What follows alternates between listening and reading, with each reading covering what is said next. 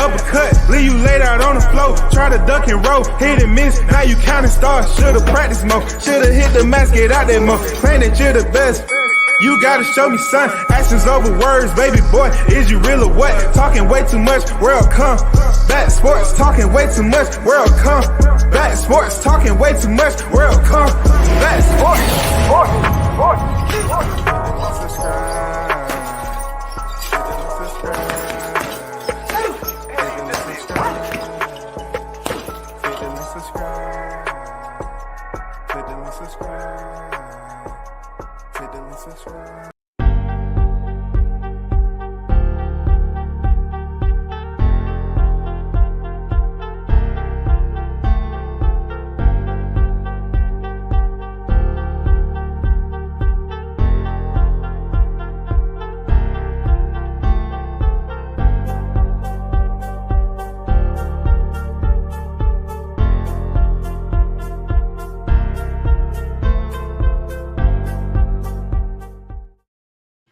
Shout out to the first in the building, Jamal Neasy on deck. What's good? Salute WCS, salute chat.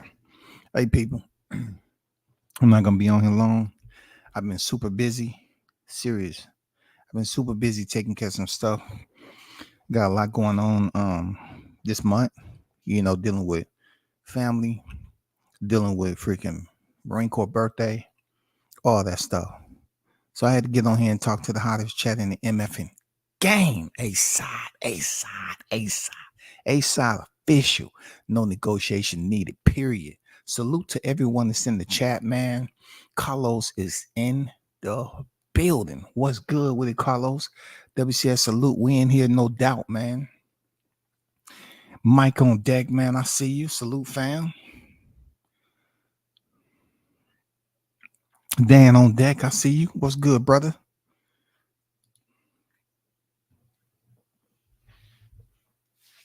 So let's get down to it, man. As you already heard, man, like I said, it's unbreaking news for me. I don't try to be the first, but I will step on deck when it's needed. Current reigning defending unified champion now, Terrence Bud Crawford, who basically unified the welterweight division on July 29, 2023, has somehow been stripped of his IBF title. Now, that's a quite befuddling to me because it don't seem like he was offered that long of a period. Now, I know people are always saying that, oh, well, all this grandfather stuff, he's supposed to be grandfathered in from the titles, from beating Spence and all this other stuff. But when you look at it, right, Jaron Ennis, once Crawford became the undisputed welterweight world titleist, right? We all know that Jaron Ennis had transferred from sanctioned body WBO to sanctioned body IBF, and that he was in line to be the next up. He had already, earned the IBF interim, and he was just waiting for Crawford. You know what I'm saying? And pretty much this is where the confusion and the roadblocks and the detours come up at. Okay. If he had a contract obligation to face Errol Spence, and that was supposed to be next, ideally, I'm looking at this like, doesn't paperwork matter? You know what I'm saying? Isn't this paperwork supposed to matter at the end of the day if he has a freaking contractual obligation to meet? Boxing Scene has confirmed the IBF has ceased recognition of Crawford's reign due to his inability to satisfy a mandatory title defense obligation. The unbeaten three-division champ inherited interim IBF titleist Jaron Boots Ennis as an overdue title defense, but cannot comply with the sanctioning body rules on negotiations due to his contractually bound rematch clause with Errol Spence Jr., whom he dethroned earlier this summer. On August 25th, the IBF sent a letter to TBC, Terrence Bud Crawford Promotions, directing Terrence Crawford to begin negotiations with interim champion Jaron Ennis. Now, if there was any question mark that I had to pull out my pocket, this would be the perfect time. Because I'm like, Why send a letter if he's bonded contractually to face Errol Spence next year? But of course, you flip that over, you'll find out that when it comes to, boxing, the system, they're always gonna be inconsistent. They're always gonna be inconsistent with thoughts with situations like this. Now, I know people expecting me to lay down the criticism on Jaron Ennis like I did Devin Haney and every other fighter that received the title and was elevated. But this is a bit different to me. All right. And I'm going to get to it. But getting back to this, let me get to the next passage. Right. They say on September 22nd, the IBF received an email from Harrison Whitman, representing Crawford, indicating that the agreement for the Spence versus Crawford bout contains an immediate rematch provision, which Errol Spence has exercised. As such, Terrence Crawford is unable to engage in negotiations with Jaron Ennis. This is boxing at the end of the day. I always say it's a system, right? It's no organization. It's no entity, no president. None of that bullshit. So this is exactly my criticism on how they run shit. Everybody's doing shit different. The sanctioned bodies is not on the same sheet of music. You know what I'm saying? Each sanctioned body do what the hell they want. The WBC, you got Jamal Charlo up here going through whatever he's going through. And he said, we're going to hold on. We're going to support him. We're going to guide him through this. They ain't coming off that WBC title. You know what I'm saying? We don't seen them do just about anything. Raise drug levels and everything else to give fighters the opportunity to fight for their belt and keep their belt. But one sanctioned body that is extremely strict is the IBF. The IBF, I've seen it. Hold fighters accountable. They will strip fighters. But in this case right here is very confusing to me. Because if you know prior to sending that letter off that Terrence Bud Crawford was engaged in an immediate rematch, which has been broadcasted all the way over social media and back, why would you do this? Why would you do that? Just because you have a fighter in the shoot? The fighter was in the shoot a long time ago. After the July 29th massacre happened, guess what? He knew that there was a rematch. They knew. I'm talking about the IBF knew there was a rematch. They knew. This is nothing that's shocking. They knew it was a rematch clause in there. So for them to push the envelope and pretty much give an ultimatum to go into negotiations with Jaron Ennis, knowing completely and utterly that it wasn't going to happen, it was impossible. Then to strip him, it just once again proves how underhanded the lengths they're willing to take to make a statement. Not just IBF, but boxing in general.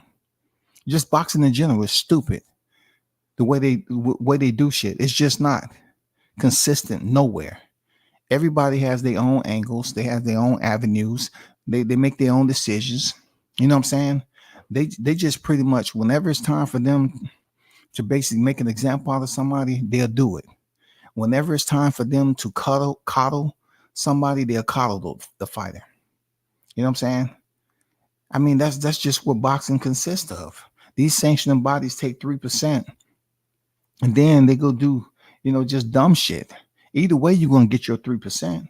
So why just strip a fighter just because, or whatever the reason, just because a fighter is waiting? Now, this is my take on Ennis. Congratulations to Ennis for being the IBF world champion now, being elevated. Do I say he received it via email? Yeah, he did. He was elevated. He received the notification.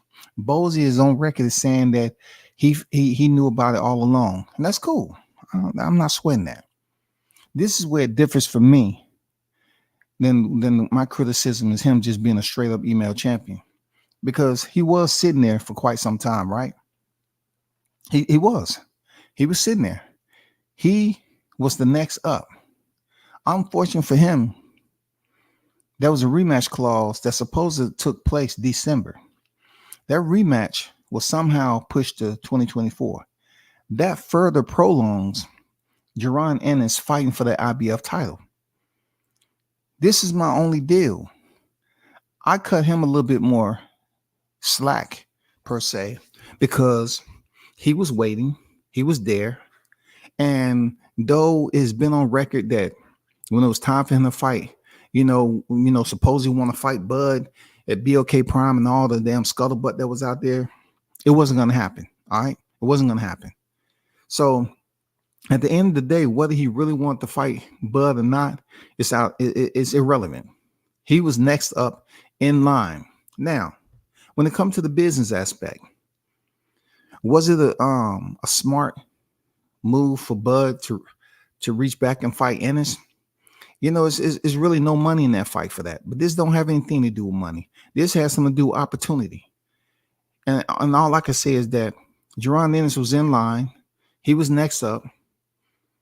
Just because it's a whole lot of whatever going on with this rematch, I'm not feeling too bad about it. Regardless if it's from Crawford, I'm not too feeling too bad because Crawford accomplished what he had to accomplish. He's the 2-time undisputed. If they couldn't get together and come to an agreement for December, and no one fucking knows when they're fighting in 2024, I'm not mad at the IBF goddamn elevating Boots Ennis. Boots is the next in line. He's 26, man. He's the next in line. I'm not gonna sit up here and give him the same criticism I gave Haney, because Haney received it because Lomachenko was petitioned to be the franchise champion. Neither here nor there. Both of them end up, getting the belts. But for Jaron Ennis, it's much more prestigious, in my opinion, because he's in a hot division where Crawford may potentially vacate the rest of the belts and move up to 154. I don't know.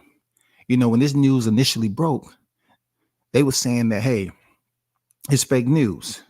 Supposedly Stephen Nelson said it was fake news. And then you start reading and looking at ranking systems, and you see that Jaron Ennis is indeed the IBF world champion. I salute them. I don't care to come on here and just because Crawford, one of my favorite fighters, to criticize Boots on this move. I'm not going to do it, man. You know what I'm saying? I'm not going to do it. I'm happy for the young brother and his pops.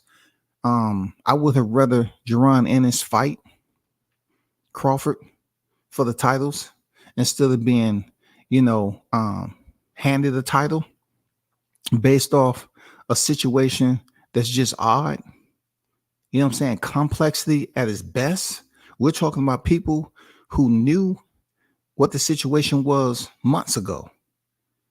Now you have to take in consideration with the Showtime fallout and everybody that's being, walked over right now. Showtime on their way out. People can't make decisions. They don't know what's going on. Yeah, IBF, man, they like that. They strong on motherfuckers. When it comes to that mandatory, you ain't fucking around with the IBF. You either goddamn fight your mandatory or you out. But in this case, it's not one of those fight your mandatory shit. It's like, damn, we had paperwork. Paperwork said they was contractually obligated to fight, in December. That got pushed to 2024.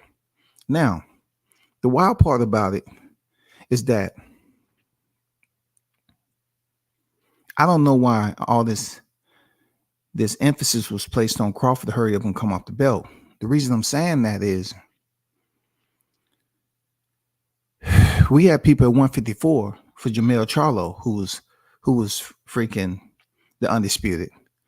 We have 2 fighters, black fighters, who somehow, some way, had a weird, kind of, you earned the titles, but you didn't defend them. And I don't care when it comes to undisputed, because it's not too much value from when you won the titles to you defending them. As long as you won them, that's what's recorded. That's most important. But Jermell Charlo, he had Sebastian Fundora waiting at the door forever until he finally got knocked out. And then all of a sudden the WBO said, hey, you're nowhere close to even stepping in the ring to fight, to want to defend your titles. You want to face Canelo. So guess what? I can see that. Strip him. But in this particular case with Crawford, the complexity is too high for me. You know what I'm saying? The post is a little bit sporadic. When I'm sitting up here trying to figure out if they have a contract, and I know as more people do live streams, people gonna get to the bottom of it, right? But if someone has a contract, a binding contract, how can they look at it as if, well, we're gonna send you an ultimatum to start negotiations, and then the legal team sends you a response and say, we're tied down with a rematch with Errol Spence, and they already know this. Why? Come on, man. Come on. We don't have to ask that. So now it takes us to Jaron Ennis receiving a belt, being elevated to the IBF World Championship. I exclude him from the natural ridicule that I would give another fighter just from being elevated. I still look at the way Yordenis Ugas received his WBA belt. You know what I'm saying? Like the opportunity that was given, for him to get the belt the way he did. Just off Vesputin popping dirty. But at the end of the day, man, it's interesting. It's very interesting, controversial. I'm not going to put too much stress into this because Crawford was stripped. Because pretty much I don't think the fight was going to happen at 47 anyway, which wouldn't be for the belts. And then Crawford is pretty much on a road to addition another layer to his legacy. Whether that be a fourth division, whether that be a mega fight with whoever that may be, or him pretty much having a fight with Bruce Ennis. The fight with Bruce Ennis is still on the table. He can become 3-time undisputed, 2-time in welterweight. The fight is still out there. You know what I'm saying? He comes off a win with Errol Spence, right? And he said, I'm gonna go fight Ennis now. If Canelo and whoever else don't want to fight him, that fight will be even bigger now. Why? Because Ennis has an IBF title that used to be Crawford, and they can scrap. You know what I'm saying? And that'll allow Crawford to fight for a 2-time undisputed at welterweight, and they'll allow Ennis to fight for his first undisputed, which they wanted to begin with. You know what I'm saying? They wanted to fight. They was hoping to fight Errol Spence for the unified titles. But now if Crawford double back after stepping on Spence again and say, I'm going to go down here and fight freaking Ennis for my title, for undisputed, that fight will be much more bigger than it is prior to, anything else. Seriously, it'll be much more bigger, in my opinion. I just think it'll be much more of a priority. People will look at it like, oh man, he going back down to fight Ennis. Now, of course, it's not going to be a mega fight, and it's not going to be for the truckload of dollar bills that people think it'll be for Ennis. But he'll probably get the most money he ever gotten if that fight does materialize. You feel me? So it's some pluses, man. It's some pluses. Pluses that Ennis picked up the strap. He becomes world champion, the IBF super world champion.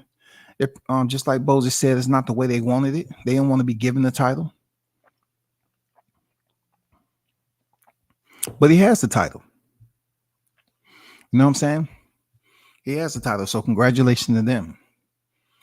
I don't think it'll be the only title that Ennis get at 47. You know what I'm saying? If Crawford chooses to vacate. But if by chance a fight come to fruition with him and Crawford, cool. You know what I'm saying? But when you have fighters like Rolly Romero getting knocked out at 135 and then going up there and fighting Barroso and the shit that happened there, man, come on, bro. Come on. You think I'm really tripping on some of the shit I see in boxing right now? Seriously. Some of the situations that's playing out in boxing, you think I'm tripping about this shit? Like certain fights that we're waiting to get, and look, we're nowhere close to getting it. And then check this out. My attitude about fighters and titles is, they say titles don't feed your kids. Well, it depends on who you are. I mean, with the title, you're supposed to get a bit more money than you got. But for some fighters, they get the money without actually, getting all the straps. That's the super titles. And then you have fighters that pick up the titles, and they start to build up, what they should have had a while ago. And what they wanted to have a while ago. And this is the perfect example with Ennis. Now he can start, having some big fights to add on to his 30 plus victories that he has as a professional boxer. Now that he got the title, he can start, increasing his paycheck. And I really don't know who he signed with right now or whatever his next move.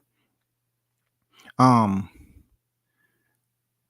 don't, I would say this. I don't know if he should just go out here hunting for any big fights, because the only, if you look at these names right here, right, none of them are really big fights. Ugas is not a big fight for Ennis. And then I was checking out how Errol Spence, right? Errol Spence lost one fight, but Keith Thurman, who lost one fight and been inactive, he's above. And see, the reason why this is a bit delirious, right, is because when you got Danny Garcia and Sean Porter that was losing, they kept them up in the top. You know what I'm saying? Before Danny Garcia moved up to 54, 60, before Sean Porter retired, they kept them right up there in the one spot over there at WBC. But you have Errol Spence that's sitting behind Keith Thurman and all these other cats. I'm like, huh? And then in the IBF, they have Errol Spence number 6. Like, dude, he won that title in somebody else's backyard. You know what I'm saying? And defended it. And they have him behind Jamal James and Cody Crowley, and you know what I'm saying, number 1 and 2 is not even rated in the IBF. That's just all fucked up. And then they have Errol Spence rated number 4 in the WBO behind Rashidi Ellis. You know what I'm saying? Who lost to Ramon Villa, and he has several losses. How is that? How is that, man? I don't know how that works, man. I don't know how that works. And then Alexis Rocha, how? Somebody explain that to me. Somebody explain this to me. Hold on for a second. Because this is the buffoonery, aka the bullshit. Alexis Rocha, right, is 23-2, suspended by California Athletic State Commission, December 5th, 2023, right? Right? Y'all already seen it like I seen it. So let me show you something. All right? Let me share this screen right quick on why I brought this up, on why I screenshotted this.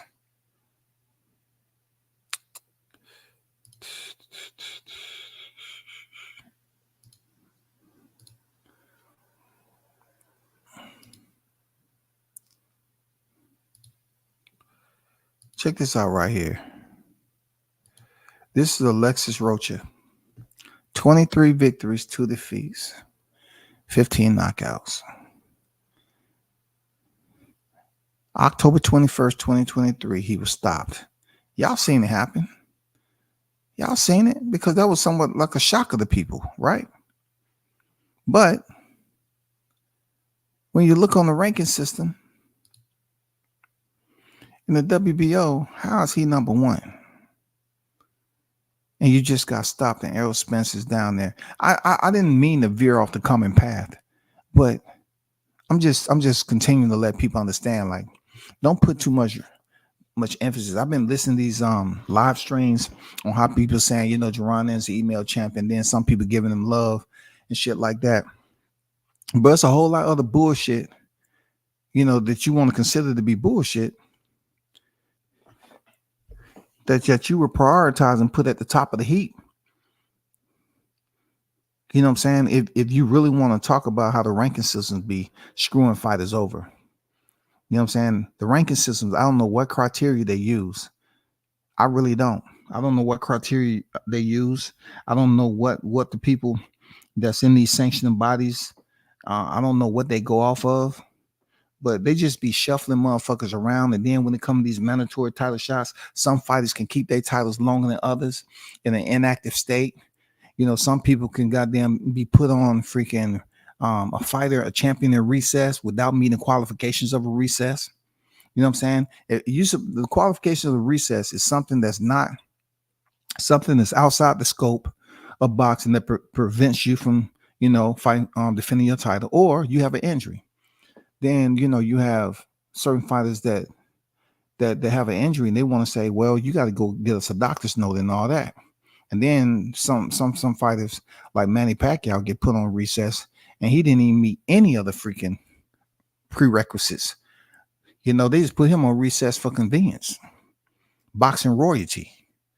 But like I said before, when you see what's going on with fighters being knocked out of the lower division and going up there and fighting for a immediate title, don't get too twisted. The old school term. Don't get too twisted on what just happened with Jerron, because it's not that serious to me, man.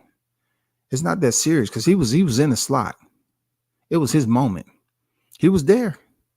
You know what I'm saying? People may not like the way it played out. And I have absolutely, laid criticism on his resume. You know what I'm saying? Still to this day, he ain't fought nobody. But look, when it comes to his position, where he's at, he damn well should have got the title if that's how he gonna get it. If the IBF is gonna play the game like that, and the next person in line getting the title, that's who gets it. I'm not gonna sit up here and just say, well, he's an email. That's pointless to me to say that. The man was next up in line. Really, he was next up. So for him to wait to 2024, that'll be fucked up, because a lot of things happen in several months when you're waiting at the door. Just ask Sebastian Fundora. Sebastian Fundora was waiting at that door and motherfucking answered twice before he hit the canvas. Answered big time. So, it's people that wait around all day. Then you have the 160-pound division. Ain't nobody doing a motherfucking thing up there, yo. They ain't doing a motherfucking thing at 160. Nothing. They're not doing a damn thing at 160, bro.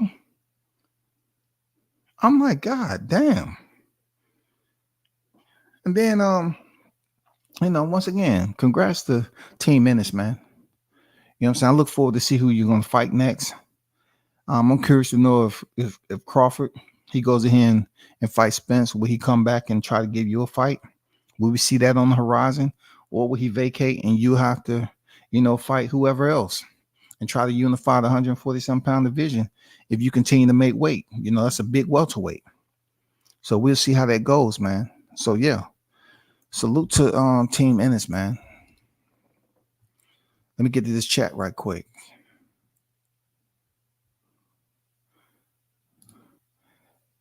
Andrew say, I'll criticize Boots. He ain't never did shit. And while some people claim he's the bee's knees, it's the business. Okay. I ain't never seen one of his fights though. Yeah, that guy is the next one. He's got to run the gauntlet. Yeah, he does. He have a lot of work to do. And then he got this title. He does. I agree with you, Andrew. He got a lot of work. Real talk. Shout out to Samuel in the building. I see you. I'm okay with stripping the belt, but they must fight for a title and stop the emails. You got Mel, who is Boots False. That crazy. I hear y'all, man. Like I say, I hear y'all. Real talk. I hear y'all. 47 on deck was good. Andrew, he's the goods just like Bud. No, you tripping. How, if y'all gonna put all that stipulation on Bud, to fight this person when he is the goods, when he's accomplished undisputed before. Well, Ennis has not even came close to doing that, but yet people want to say he's the goods like Bud. What opponent? The same debates, the thousands of debates that went on with Crawford and Spence, as far as who resume was better. Boots' resume doesn't even come close to scratching the surface against Crawford. That's just being honest, man. That's been honest, 47. Come on, bro. Shout out to True Media Boxing Radio. What's good with it, bro? Andrew said, yeah, I don't really care. They stripped Bud and gave it to Boots. At the end of the day, it doesn't matter. It's the male era. This is good for Boots. It means there's some investment in him. Of course, it's going to be investment. You know, they want the young lion to be the next up and try to be the more popular fighter.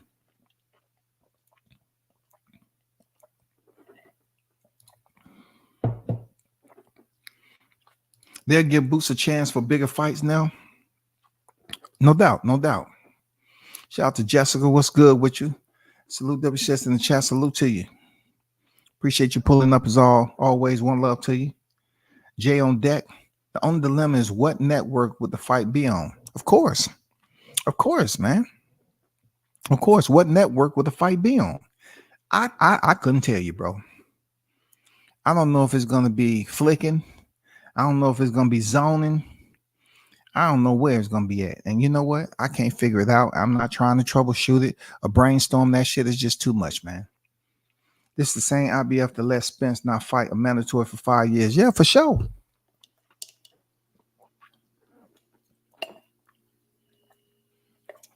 For sure. How is that possible? How can they be so aggressive to go over here with Crawford, knowing he has a rematch? How? That's just underhanded. You know what I'm saying? Either way it goes, they're getting their sanctioning fees. It's just one fighter to the next. The payment don't change. You know what I'm saying? The percentage don't reduce itself. That's the crazy part about it. The percentage don't reduce itself. Let's just say you just picked up the IBF. If they don't have a starter plan, you still gonna freaking pay them they freaking sanctioning fees regardless. But yeah, I agree, man. Shout out to MD on deck, man. I agree with you, man. You know what I'm saying? That man held on to the IBF forever and a day, had inactivity, all that, the accident, eye injury, all that shit, man. They weren't even thinking about stripping him. Why? Because him and Crawford was on the horizon, bro. Arnold Brown on deck. What's good? Salute to the hottest. You already know. What's good? I appreciate you, man. I appreciate you, man. Tyrese on deck. What's good? Punching Bud for Errol Sins. What's up? Well, is it really for Errol Sins? I don't think so. I just think situations outside our scope, conversations that we weren't privy to. We don't know what was said. We don't know what was sent. We don't know if somebody palms was greased, either where they was greased and how they was greased. We don't know. But something is fishy. Something just ain't right. The IBF forced Kell Brook to fight immediately coming off that broken eye socket. Yes, sir. Yeah, because that, you know, he had a mandatory up. No doubt that. Hey, look, and let's not forget that he put in for an extension with Spence them, and they turned it down. They mandated Crawford 3 days after he became undisputed last time. It's crazy.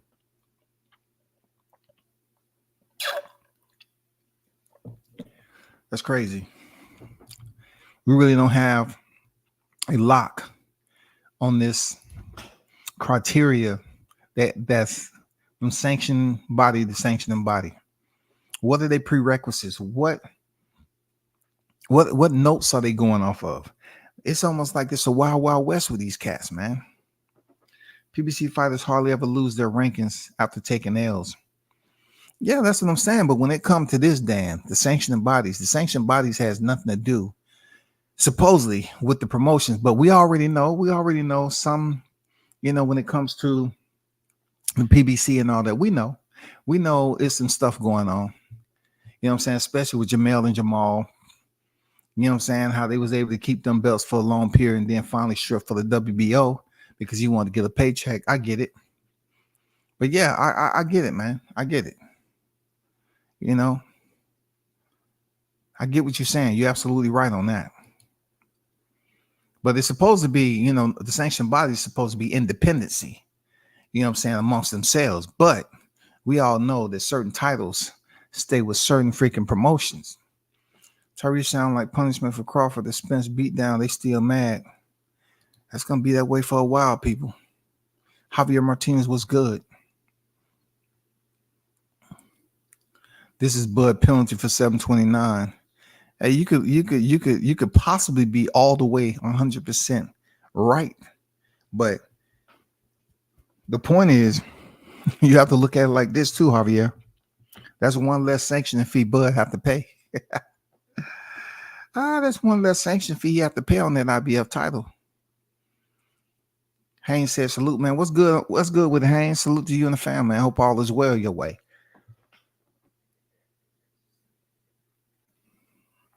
Salute, man. I've been catch you live for a while. Been working so much, but I stay on the playback game. Nice catching you live. No doubt, man. I just been super busy, man. You know what I'm saying? Shout out to the chat, man, for y'all pulling up. I just been super busy. Near the end of the year, trying to take care of stuff with family for real. No, October, November, December is very busy for me. I can't explain boxing does what boxing does, the most dysfunctional professional sport. I agree, man. They do their own thing. They're like the OK Corral, the Wild Wild West, whatever you want to do, man. This is like the white padded room of combat sports, man. There's so much crazy stuff goes on. We just seen Tyson Fury. We seen Tyson Fury come back using the mental health thing. Being let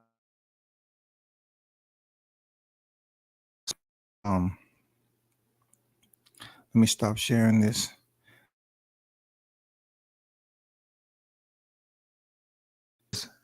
When Marcello was up there talking, and then he said, "Don't come with that mental health shit and this bullshit and all that. You weak." But he ain't the only one who said it.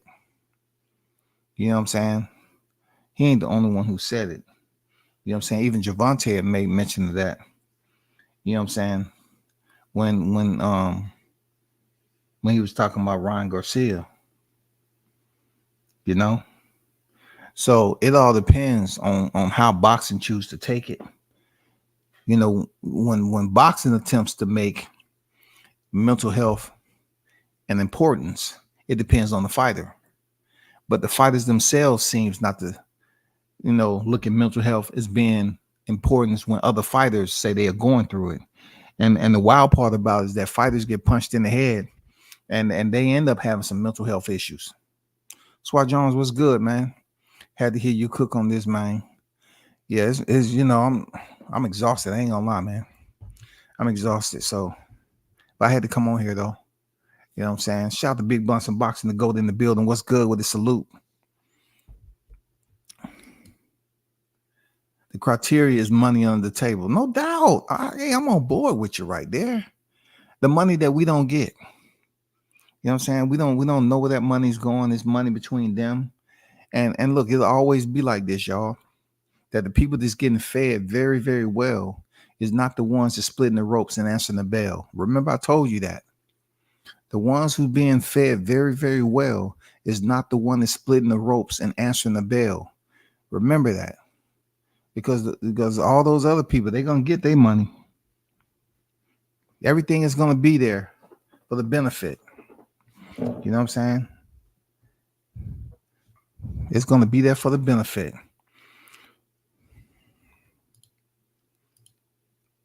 Jessica said, they say if you do the crime, you have to do the time. July 29th, T-Mobile massacre was the crime. Talk to him, Jessica. You know what I'm saying? Let them know about the bloodshed. Let them know if you was in the house, how the Red Cross was there collecting samples. They say, hey, we full. We have all the goddamn blood we need. The Red Cross said we are not taking any more donations for the next 6 months. We have it all right here. Shit, that shit was a massacre, bro.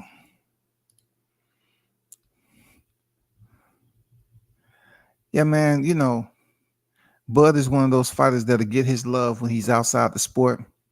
But for him, he still has enough diesel in the reservoir to have some big fights. That's a good thing about him. You know what I'm saying? Now, the only thing about Bud is his clock is ticking on the next hit. You know what I'm saying? Just like Jessica just said. They say if you do the crime, you have to do the time. Well, another crime is about to take place because I'm pretty sure when it comes to Tamales, that's his name, and Anaway goes in here and beats this dude and become 2-time undisputed, they're gonna try their damnedest to put him in front of Bud on the pound for pound list. Just watch. That's next. I want to see Boots versus Stanthionis. Yeah, for sure. I want to see that too. I want to see him in a good, solid fight, man. I want to see him in a good, solid fight, man. I do. I'm sure Bud don't care. 3 times is on the way. Yeah. If he want to double back and fight Boots at 47 for undisputed, that fight would do bigger numbers than it would have without Boots being the titleist. Now that he the titleist, now it's something in it for Bud. He can double back and become 3 times undisputed. I mean, he can fight for that. You know what I'm saying? Not overlooking Ennis.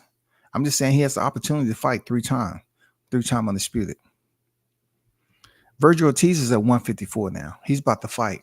He has a fight coming up. He's at 154. Run Boots Ortiz. No, Boots Ortiz is not going to happen. Ortiz cannot make 47 anymore. He has that stomach issue. You know what I'm saying? He has that stomach issue going on. So, he's definitely at 154 right now. One thing is for sure, they can't take 2-time undisputed away. Hell no, they can't. Shout out to Jones on deck. I see you. Bud about to move on. Salute to Bomac too. I think they got a play already in motion. Yeah, for sure, man. Them guys ain't operating off just freestyling. They know where they trying to go. Then Bud up here building a freaking $10 million mansion and shit. Man, they know what they doing. They want the big fights, bro. They ain't worrying about one of those titles being extracted. Needs to say, man left the division because Spence got beat up. Beat up that bad, huh? Well, Ortiz had to leave the division because of health issues. If Haney was an email champ, then so is Boots. I get what you're saying. I get what you're saying, but it's different circumstances, in my opinion. You know what I'm saying? Haney was an email champion because of petition for the franchise with Loma. But for Boots, I can see what you're saying. He's an email champion, of course. And I'm not gonna put how fucked up the system is in boxing and say it's fucked up for Boots. No, he was in the slot. You know what I'm saying? He was the Mandy, he was in the slot. Devin was the interim. He was just he didn't have a title eliminated to fight Loma. He had a fight for the interim title. But anyway it goes, man, he's a undisputed. He defended his title twice, and you got to give Haney his love too, man. For real. He about to go in there, try to win his second division after becoming lightweight undisputed. You gotta put it as it is, man. Like, I can't sit up here and criticize him off old shit. At one point in time, Haney was just like Boots. What did he do? He went over there to somebody else's backyard, won the titles, defended the title, and then came back over here and defended them again. So hey, put the windshield wipers on. You gotta goddamn clean the window on that motherfucker. I agree, Sammy. Fight for the belt. Shout out Christopher on deck. What's good? Salute WCS stripping Crawford. That's some shit. Yeah, man. You know how the system is. The system of boxing is just like the Matrix, bro. It's just like the Matrix, man. You don't know where this shit is headed. It's just like the Matrix, man. It was strap season. They wasn't stripping Spence. Well, talk your shit, Jessica. You ain't lying, right? It was strap season. They was not stripping Spence, man. Talk your shit, man. They weren't stripping him because it was set to make a lot of people that moolah. He wasn't going to strip him because it was going to make him that moolah, man. They got to get that 3%. You know what I'm saying? Hey, I like that. Bud versus Tim Zoo. I like it. The IBF has always been shiesty.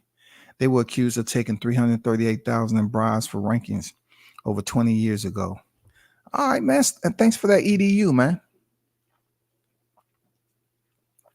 Thanks for that EDU. I didn't know that. Always good. Facts in the chat, man. You know what I'm saying? Always good to get educated. Would you be down for a Zoo versus Bud? Hell yeah.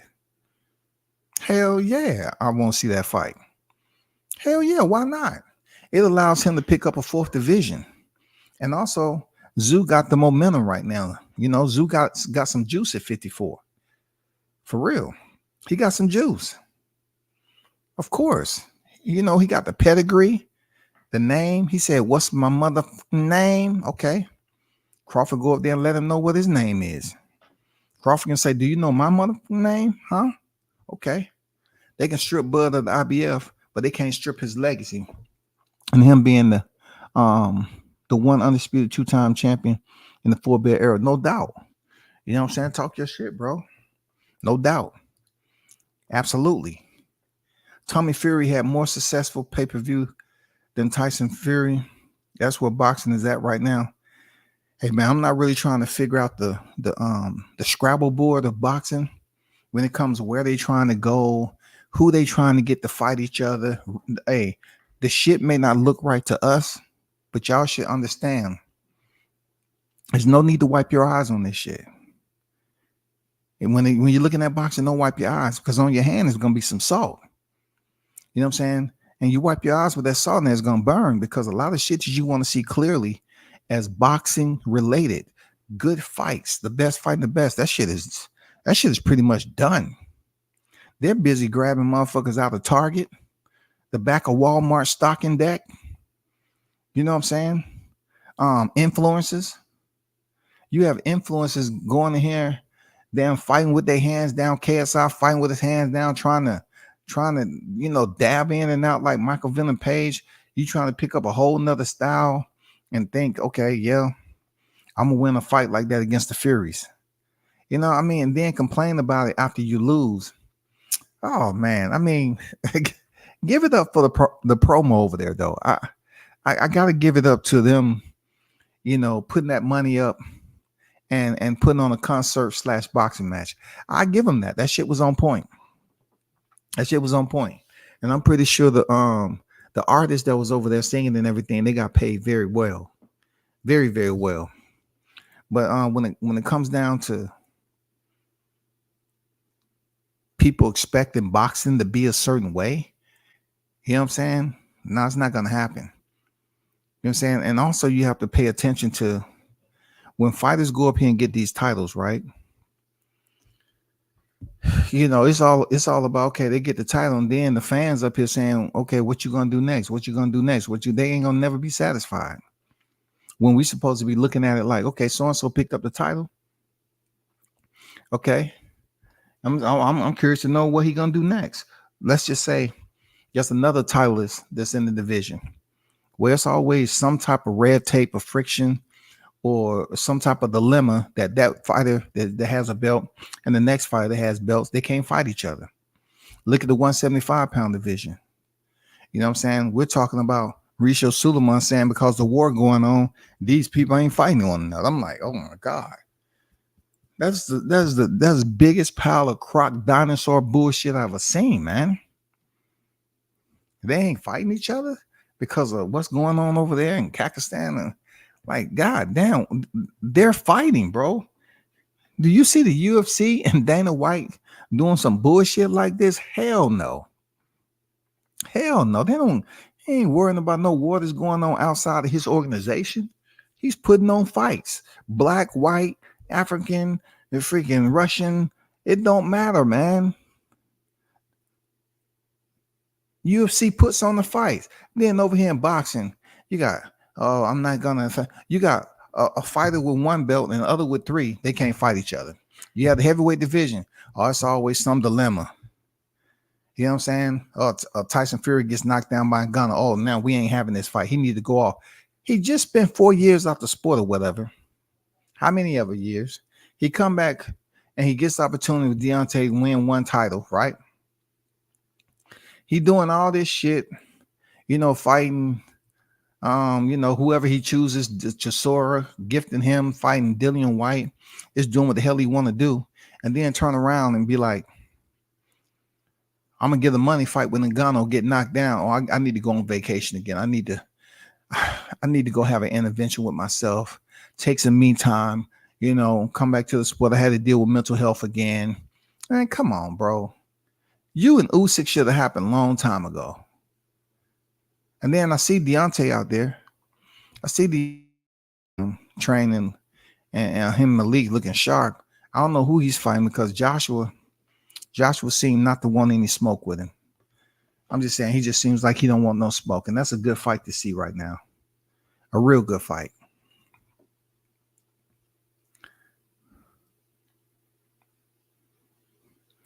Shout out to Scene on Deck. Bud should double back and fight Boots and get a technical 3-time undisputed. Yeah, I said that earlier, man. It'll be good for him to double back and fight for the belt he never lost. More people tune in to it now that Boots is a champion. Bud versus the whole PBC roster under 200 pounds. Bud is Tyson Punch out 2024. I want to see, this next fight gonna happen. That's why I haven't really been talking up on it, because I'm not going through the same freaking routine that I did 2022. And like a lot of people want to just talk it. That's because it hasn't happened. Now that it's happened, my ticker is not going to be active as it was, heading into July 29th. Because I just don't like the hocus pocus bullshit. Oh, it got to be a secret. Just wait. Big news, man. You ain't dealing with a bunch of kids that's going on their goddamn 10th, 11th, 12th birthday, or they crossing over to teenage years. We're not doing that. We're grown adults. Drop the motherfucking info like y'all always do, and let the people know when the fights are gonna happen. You know what I'm saying? If PBC is getting a network and they got some fights lined up, okay, let us know. If not, we ain't trying to hear all that shit. We got people busy. Look, this is the crazy part about it. We got people busy up here trying to start wars between fighters, right? But yet, all the talk they was saying about Shakur Stevenson, he goes up here and signed a Reebok deal. Now, let me ask you this question. How did all that work out again? Just like I said, for all the people that was talking that about Crawford, how did that work out? People trying to pit Devin Haney against Shakur Stevenson, he goes up here and signed with Reebok. How did that work out? Seriously, he's about to fight for his third division. Just signing with Reebok. How did that work out with all the countless hours of coming up with content to bash this man? You know what I'm saying? He just signed. How did that work out for you? It didn't work out at all. The man signed with Reebok. That's a plus. That's more money. That's more money that's coming his way. You know what I'm saying? That's good shit. Salute to Shakur Stevenson for getting that deal. You know what I'm saying? Salute to you, bro. You know what I'm saying? But people, that's all I got, man. I gotta bounce. I want to give a big shout out tomorrow. You know what I'm saying? Tomorrow is indeed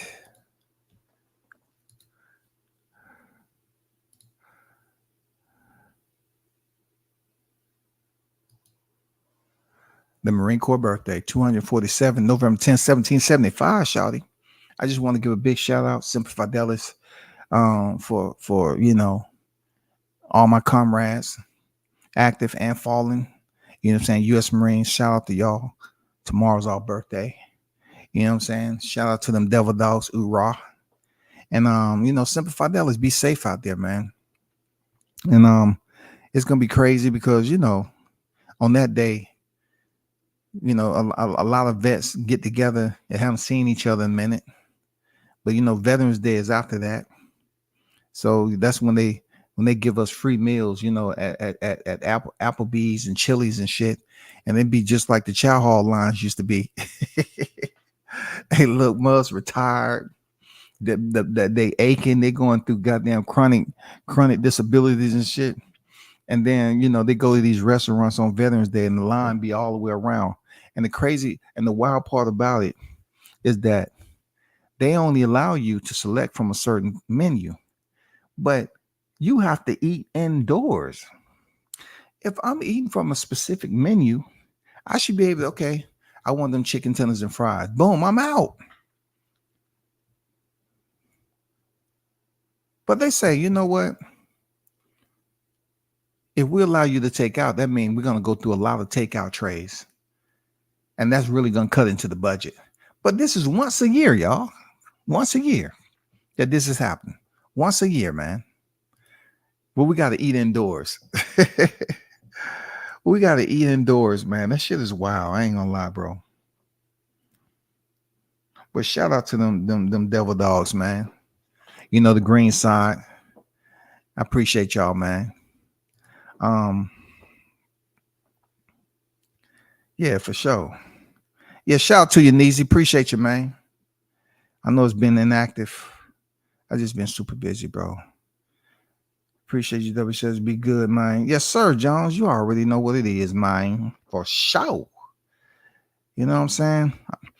You say you're gonna get your free meal. I am too, dog. I'm gonna go in there and get me some, man. I'm gonna get me a little something, man, for real. You know what I'm saying? Shout out to you, Jessica. Appreciate you, man. Appreciate you for sure. All y'all that pulled up. Shout out to the hottest chat in the MFing game. Appreciate y'all. Salute. I'm out, people.